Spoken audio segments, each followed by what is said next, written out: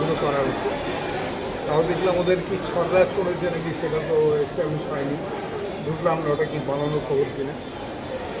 আবার দেখলাম কি লাঠির মাথায় কিল লাগিয়েছে, মানে পেরেক লাগিয়ে পাইপ দিয়ে মেরেছে, সেটাও আলটিমেটলি ওদের এস্টাবলিশ হয়নি। কিন্তু সামাও সাংঘাতিক চর্চা করছে বা এদের স্টুডেন্টদের।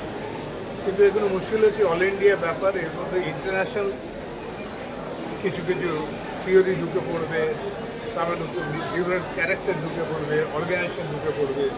এত বড় একটা মুভমেন্ট তো, প্রায় লক্ষ লক্ষ লোক দাঁড়িয়েছে, সেজন্য এটা খুব মুশকিল। মানে এটা শুধুমাত্র একটা ইস্যু নিয়ে শুরু হলে সেখানে থাকা খুব শক্ত, যেটা আমাদের ক্ষেত্রে এখানে হয়েছিল।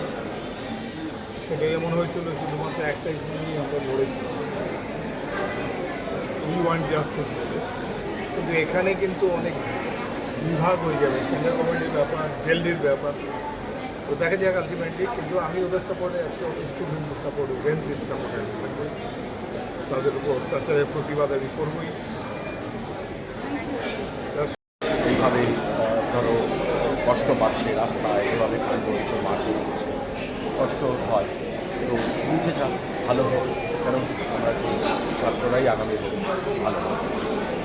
আমি দেখছি বলতে দেখো, জেনজিরা সবসময় বা ইন জেনারেল ইয়াং জেনারেশন সবসময় ভোকাল অ্যাবাউট চেঞ্জ। ওরা চায় একটা উজ্জ্বল ভবিষ্যৎ, মানে আর ওরা কখনো পিছু পানো এটা কোনো ওপিনিয়ন জানাতে।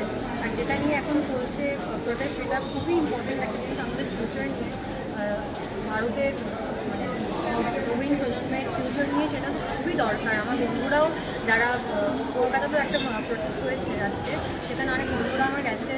আর যে যেরকমভাবে পাশে দাঁড়াচ্ছে, it's a very important topic for everybody, ইন্ডিয়ায় তো বটেই, and specially for the younger generation. তো আমার মনে হয় এটা আই হোপ সুফল হবে।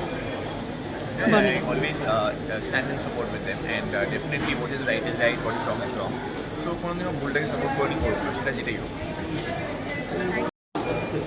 বাকিটা তোমরা মানে সমাজকারক ইশারেই কাজ সিস্টেমে প্রশ্ন তোলা এটা কোনো কিছুরই প্রশ্ন তোলা কিছুই ভুল নয়। আমার মনে হয় যে elect a government, call election, elect few officials to represent us. তো আমার মনে হয় সেই শব্দের অর্থটা সবাই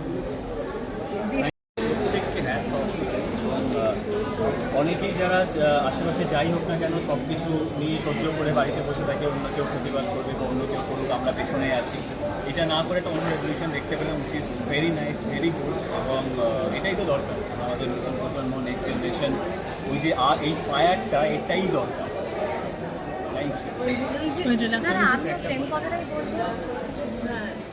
আমিও সেম কথাটাই বলবো, তার সাথে সাথে আমি এটাও বলবো যে মানুষের মনে যে ভয়টা এখন ক্রিয়েট করতে পেরেছে, আমার মনে হয় এটা করাটা খুব দরকার ছিল। এবং ওদের ফিউচারের ব্যাপারে তো এটা একদমই লাইটলি নিলে চলবে না। যেমন আমরা আমাদের ক্যারিয়ার বা আমাদের ফিউচার আমরা লাইটলি নিই না, যখন উঠে দাঁড়াই, তো সেটা ওরা এখন থেকে করেছে, ডেফিনেটলি ওদেরকে সাপোর্ট